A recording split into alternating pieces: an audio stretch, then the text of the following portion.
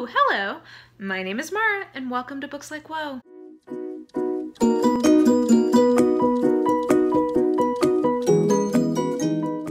Man, guys, we're in July already. We are more done with 2018 than we are, like, having 2018 to come. We're past the middle of the year, basically.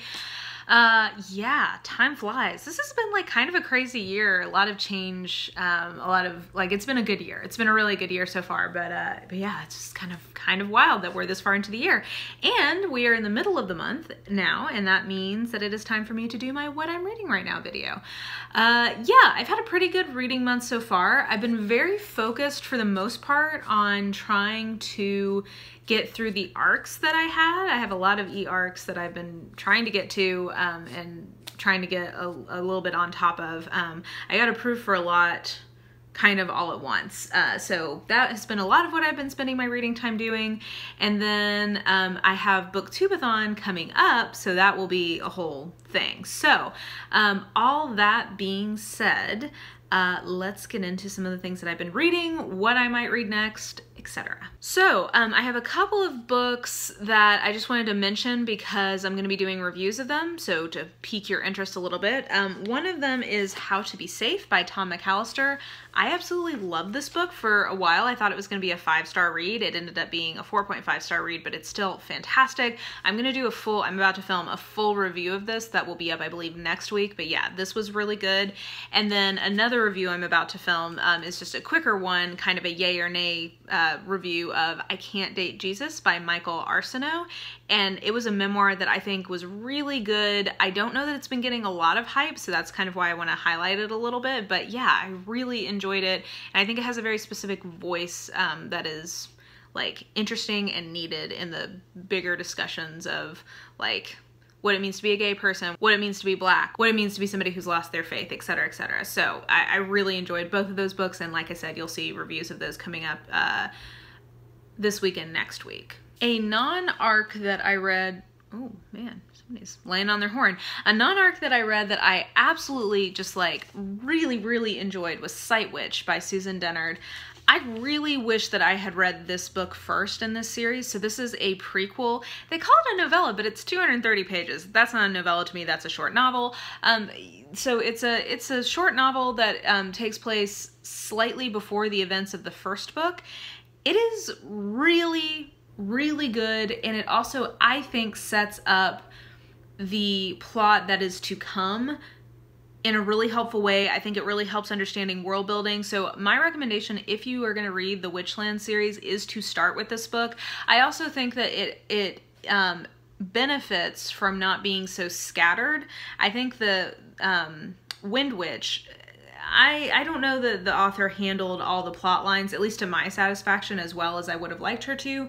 And this, because it only really has 2 plot lines going, I think that it feels more focused, it feels more satisfying, and again, I just think that this sets up the world in a really helpful way. I love the heroine of this. She, like, I'm not sure if I like her better than Safi and Isolde, but like I like her as much, and she also has a really important friendship in her story. And again, I just love that about this series in general, that Susan Dennard is like spotlighting female friendship so strongly. And I say that, but also like there's a really important male friendship too. So just friendship in general, I think, is a really important theme in this series, which I really love and would love to see more of in books in general. Yeah, I really enjoyed this, and now I'm kind of curious to go back and reread those first 2 books, but it makes me much more excited for the book that's coming out, I believe, in January, which will be the 3rd main book in the series, but really 4th, because to me this is the first book. So let's see, other arcs that I read that would be worth talking about. I read Wild Hunger by Chloe Neill.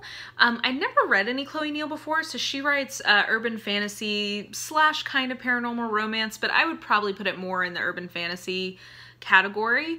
I'd always heard her recommended to me as somebody I would like if I liked some of the series that I already have gotten into, and so this is my first foray with her.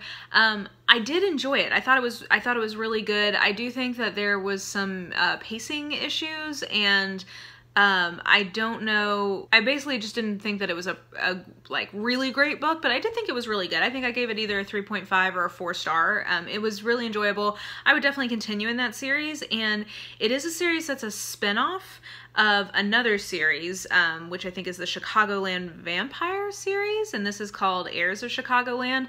I can tell you as somebody who this was my first book with her, you don't need to have read that series. I felt like I followed what was happening just fine. Like I said, I do think the first part of the book is a little unnecessary. I wish it had been condensed, but all things considered, I enjoyed it, and yeah, it's a series I would continue in. Another urban fantasy arc that I got was The Serpent by Sarah Fine, and it's another one that I would probably give a 3.5 star to and would continue in the series with. I thought it was really interesting because its magic system is based on tarot cards, basically, and I'm sure that's something that has been done before, but it's not something that I've personally read before, and I really enjoyed the kind of like overall magic system and world that had been built around that.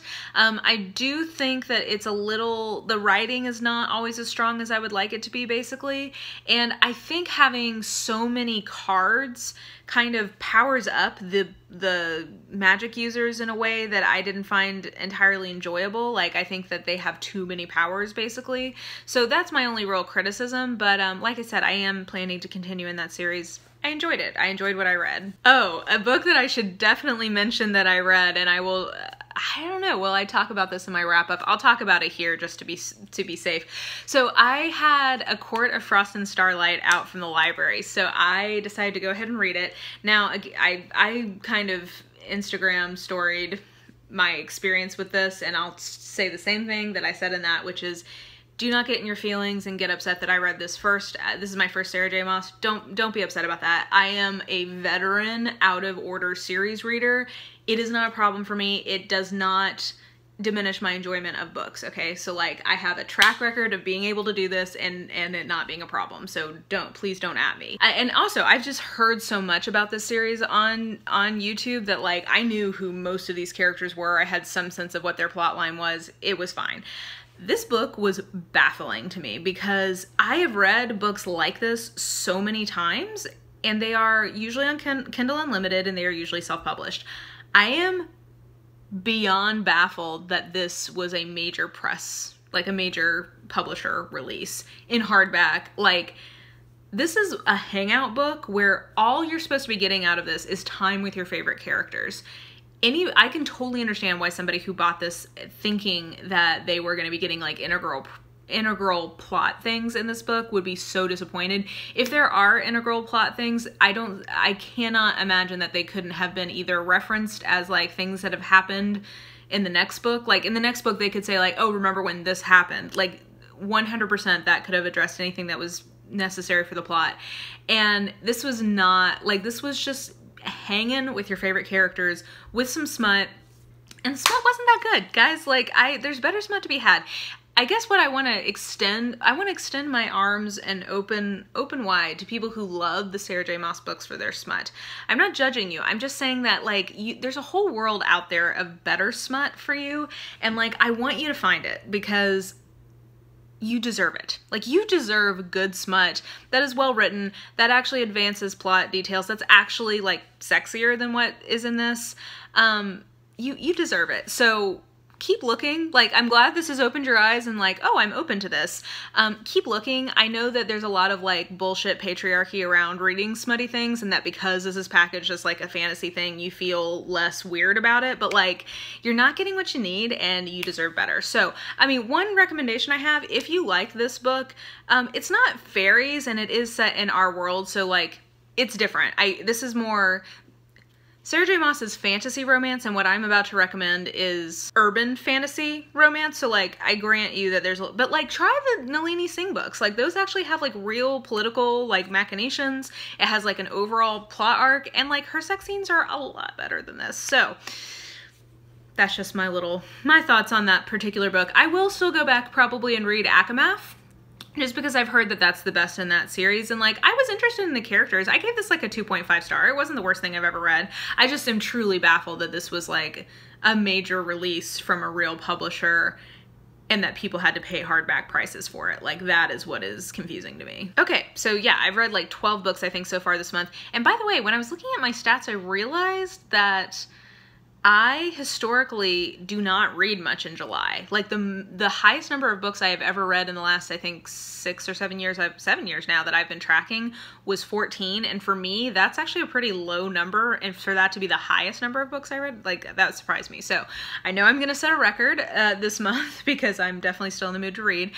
So things that I'm gonna read next. I will have my Booktubeathon TBR up pretty soon. I don't remember if it's coming up this week or next week, but soon I will have that up. So you'll see the books that I have for that TBR. Let's see what I have. I've got my Kindle here. What do I have out from the library right now that I might read here? Okay, I'm definitely, I think today actually gonna read The Kiss Quotient by Helen Hoang. That has been such a hyped book of like more, I guess like mainstream romance, so sort of like The Wedding Date earlier this year where even people who don't normally read romance were reading that book. The Kiss Quotient is sort of like that. Apparently it has a heroine who is on the autistic spectrum and it's really well done. So I'm excited for that. I will definitely, I think I'll read that today. I have My Plain Jane out from the library, which is a YA book that is like a retelling of Jane Eyre. I didn't read the original one just because I saw such mixed reviews, but I love Jane Eyre and I like Jane Eyre retelling, so I wanted to read that. I have The Outsider from Stephen King out. I'm not sure if I'll get to that or not. I'm gonna be traveling, like plane travel next week, so there's a chance that I might dive into that. We'll see. I have Neverworld Wake by Marissa Pesshl, which is a YA thriller, I think. So I would like to, I at least want to read enough of it to see if I want to continue reading it. I may not finish it right now because I'm not totally in the mood for it, but we'll see. And then I also have The Seven Husbands of Evelyn Hugo out right now, which I keep getting and keep not reading just because I have other things that are more pressing coming up to read. So we'll see if I get to that. If not, I'll get back in line and it won't be the end of the world. So those are my library things I have. And then I believe I'm supposed to be doing a buddy read with Dane Reed's of Justin Cronin's The Passage. So I'm looking forward to this. This is a book that I have wanted to read for a really long time and has been like on my radar for a really long time. It's kind of like a big thick book. I think it's like, oh god, it's like 750 pages. So it'll take me a little bit to get through. But yeah, I'm looking forward to seeing if I like this and seeing if this is a book, like if there's a trilogy, if I want to continue in the trilogy. And yeah, like I've said, this has just been recommended to me quite a bit. So I'm looking forward to buddy reading this. So I think that's most of what I am gonna read. I might read some Nora Roberts. Like I said, I'm gonna be traveling and she's a nice sort of like light travel read. We'll see what happens. I've got my Booktubeathon TBR coming up, and so that will have several more specific titles in it. But yeah, this has been a pretty good reading month. I think very productive. I only have a couple of more arcs that I need to get to, and then I will be set for several weeks before I need to read more. So I'm back to a manageable number of arcs. I think I had like 15 at one point that I needed to read, and now I think I have like 6, so that feels good to kind of have that off my back, because if I get an arc, I do feel like I should read it, like just personally. I mean, maybe someday I'll get to a point where I don't feel as obligated to do that, but at this point I'm the one requesting arcs, so if I request it, I feel like I need to do it. So anyway, that's part of why I have slowed my roll on requesting, because I'm like, this is too much. Anyway, that's a total side note. Those are things that I've been reading and what I might read next. Let me know if any of them sound particularly interesting to you, or if you have any thoughts about them, or maybe something that you've been reading recently and enjoying. Let me know in the comments below. And if you enjoyed this video, please like, subscribe, follow me on the social medias if you are so inclined. I have all that information listed in the description box below. I am at BooksLikeWhoa pretty much everywhere. So I think that will do it. I hope you guys are having a really great day, and I will talk to you soon. Bye!